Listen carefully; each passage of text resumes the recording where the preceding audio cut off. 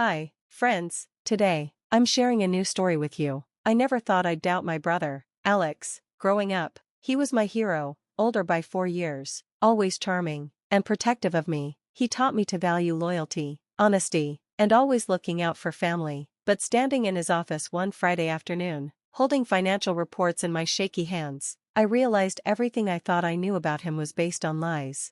Let me explain. I'm Michael Chen, 35 years old. Until 8 months ago, I had a pretty great life, working as a senior investment analyst, living in a renovated brownstone, and with enough investments to feel secure. I worked hard for everything I had, getting through business school with scholarships and night jobs, then slowly moving up in my career. My brother Alex, though, had a different path. He was smart, but preferred taking risks. He started small businesses, some doing well, others not so much. Nothing huge, but nothing that gave him the stable life he said he wanted for his wife Olivia and their 2 kids. Their small 2-bedroom apartment was just enough, but Alex dreamed of opening an upscale restaurant downtown. He'd often talk about it, excited, saying, "The location's perfect, Mike, the neighborhood is changing, and my idea will fill a gap." Or he'd mention his friend Daniel who had a successful restaurant. "Daniel's doing great, and his ideas weren't as good as mine." I helped him when I could, looking over his business plans, suggesting investors, and connecting him with people I knew, but no matter how much help he got, the restaurant idea stayed out of reach, with costs too high for a lender to risk on him. Then, last spring, Olivia's mom was diagnosed with Parkinson's disease. Olivia, being her only child, needed to move her mom closer for care, but their apartment wasn't big enough or suitable. I found them sitting in their small living room, surrounded by care facility brochures and medical papers, looking overwhelmed. "We'll have to send her to state care," Alex said quietly. "We can't afford a good facility or even modify our place to take her in." Olivia was wiping away tears, staring at a picture of her mom from healthier days. "She took care of me my whole life," she whispered, "and now when she needs me." I couldn't stand seeing them struggle like this. I wanted to help. "What if," I started, then took a breath. "What if I helped with more than just the care costs? What if I helped with the restaurant and a bigger house, one with room for your mom?" They both stared at me, Olivia's sadness turning into surprise.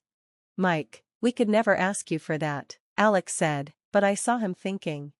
"You're not asking, I'm offering," I said. "I've got the money. I'll help with the restaurant and a house with space for your mom." Olivia started crying, but this time it was with gratitude. She hugged me tightly, saying thank you over and over. "You're amazing, Mike," Alex said, voice thick with emotion. "I always said family comes first." Looking back, I should have noticed how quickly they went from hesitant to eager, from unsure to making plans, but I was too caught up in their gratitude, too happy to support the brother who had always looked out for me.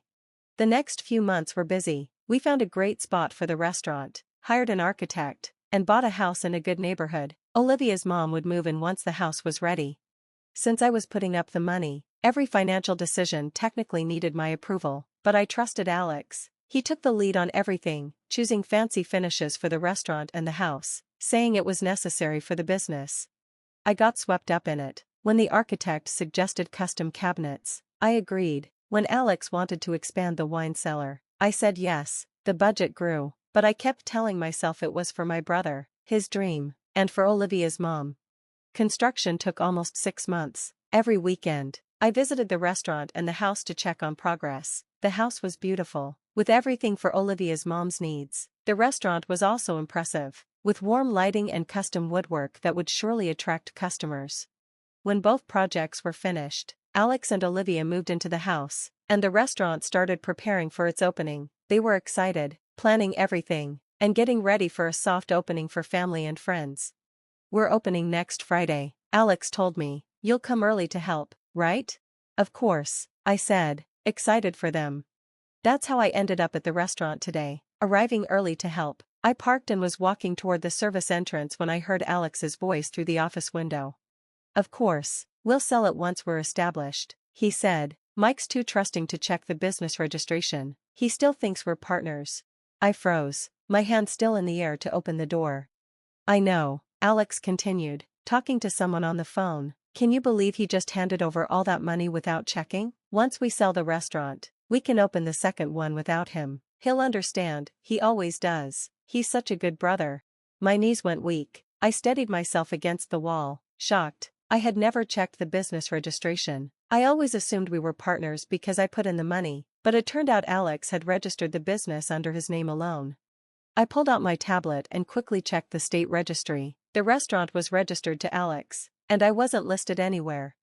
420. Alex had no idea how right I was. As I followed him into the restaurant, my restaurant in spirit. If not on paper, I was already making a plan. Alex had taught me about loyalty, family, and consequences. Now it was my turn to show him I'd learned those lessons well. The soft opening was packed with friends and a few investors. Alex moved around confidently, directing staff, talking up his vision, and charming everyone. Olivia passed out fancy appetizers and showed off the special cocktail menu. Every so often someone would stop me to thank the generous brother. They saw me smile and nod, but they didn't notice how quiet I'd become. I spent 4 hours pretending to be the proud, supportive brother, all the while working out my next moves. "Mike, come tell the Wilsons about the wine you picked," Alex called. I straightened my jacket. "Actually, Alex arranged the wine, he has the real sommelier friend," I said, patting his shoulder. "He's the expert." He laughed. "You're too humble. Mike financed everything, who else would do that for their sibling?" Mrs. Wilson agreed, "Family support like yours is rare." I met Alex's gaze. "Family is everything," I said. "We all get what we deserve." His smile wavered just a bit. I excused myself and slipped into the hallway. I sent a quick email to Elena, our architect. "Please send me all signed change orders and approvals for both the restaurant and the house." Every upgrade they'd made needed my okay on paper, except the ones Alex had probably forged later. Elena replied right away that she'd have everything by Monday. Perfect. Phase 1 was a go. Back inside, I sipped champagne and watched Alex show off the lighting controls to his chef friends. They oohed and awed as he dimmed and brightened the room with his tablet.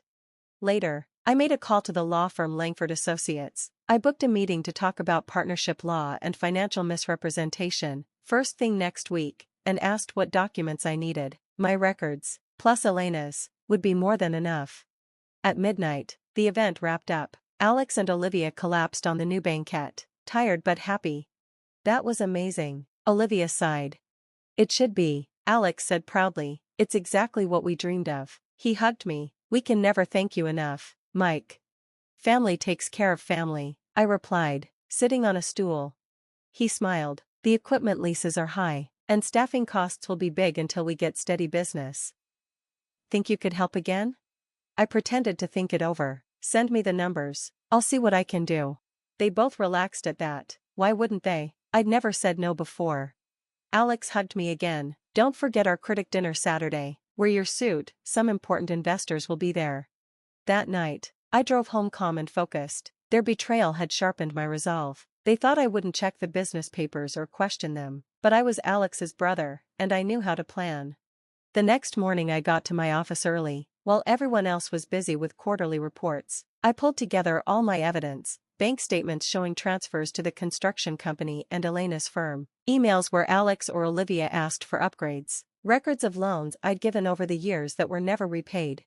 By Tuesday's meeting with Harrison Langford, I was ready. I showed him the forged signatures and my overheard recording of Alex admitting he planned to sell the restaurant without me. Harrison said it was criminal fraud and that we could force a court action to recover my money.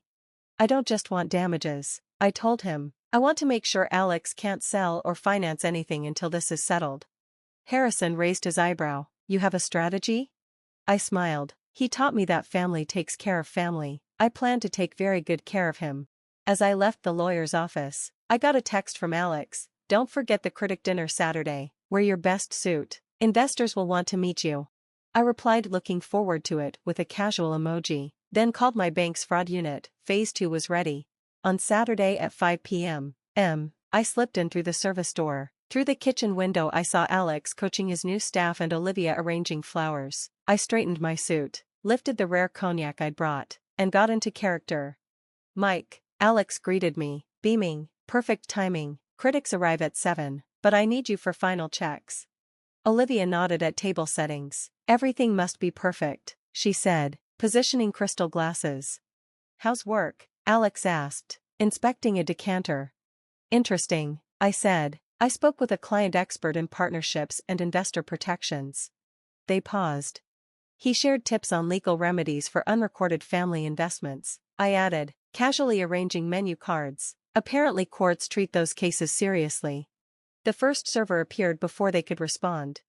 For the next 3 hours I watched Alex show off my restaurant to critics and investors. He introduced me as the generous brother, while I smiled politely, all the while mentally ticking off my next steps. Come tell the Wilsons about the wine you chose, Alex called. I shook my head. Actually, Alex's sommelier friend handled that, I said, patting him. He has great taste. Alex laughed. You're too humble. Mike funded everything. Who does that for a sibling? Mrs. Wilson agreed. Family support like that is rare. I met Alex's eyes. Family is everything, I said. We get what we deserve.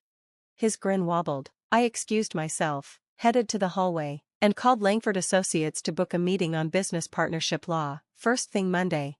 The critics left, and I helped with cleanup. Olivia studied me. You seem different. Everything okay? Just focused on protecting investments, I said, setting a crystal on its shelf. It's important to safeguard assets. She frowned but said no more. Monday morning I met Harrison Langford. He confirmed the change order signatures were forgeries and that I'd funded every dollar. I told him I wanted a prejudgment attachment to freeze the restaurant's assets, quietly, before Alex or Olivia noticed.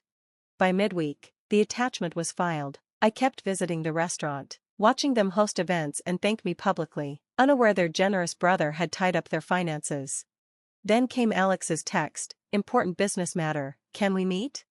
I knew it was about overdue equipment payments. I agreed to drop by after work. That evening in the office, surrounded by bills and invoices, Alex looked uneasy. Expenses are higher than expected, he said. We're thinking of bringing in outside investors. And you'd give me priority returns? I asked. He nodded, just until we're profitable. Before you do that, I said, you might want to check court records, business registrations, liens, legal claims. They both froze. Go look, I said, leaving. Late that night they tried calling me 23 times. I read their frantic voicemails. Please call. This is a misunderstanding. How could you do this to your brother? And only laughed. Morning came, and I texted, my attorney will be at the restaurant at 3 p.m., with documents. Alex replied, we're family, we don't need lawyers. I answered, check your email, I've sent the forged change orders. Let's discuss with legal present. No response. At 3 o'clock, I arrived with Harrison. Alex and Olivia looked exhausted. Inside the private office, at the custom table that had cost an extra $12,000, Harrison laid out the evidence, $143,000 in forged change orders and proof I'd put up $425,000 while Alex alone owned the company. Olivia whispered, we meant to pay him back. With what? I asked, selling my investment behind my back? Alex protested, you're my brother, everything I did was for family. No, I said, everything I did was for family, what you did was fraud. Harrison offered 2 options, criminal charges plus civil suit, or sign the papers we brought. Those papers transferred 100% ownership to me, with Alex and Olivia allowed to manage the restaurant under fair employment contracts. Olivia trembled but began signing. Alex stammered, this is my restaurant, my concept. It's the restaurant I paid for, I reminded him. They signed the next day. 8 months later, they still run Fusion Bistro, now legally mine but managed by them under contract. I've rebuilt my investments and learned hard lessons about trust and paperwork. They learned lessons too, about respect, boundaries, and consequences. Last month, I invited them to my home to offer them a real partnership, 20% equity each, with clear, fair agreements. They were stunned but saw it was fair. Over dinner we agreed that good boundaries and clear contracts would keep both family and business strong. A year after our showdown, Fusion Bistro is a top dining spot. Alex's culinary vision now thrives under proper legal and financial structure. We broke ground on a second location, every document signed properly this time. I don't know if I've forgiven them. This wasn't about forgiveness. It was about recognition, that family means love and accountability. Sometimes the toughest lessons are the most valuable, and the restaurant stands as proof that you can build something lasting when trust is earned and protected.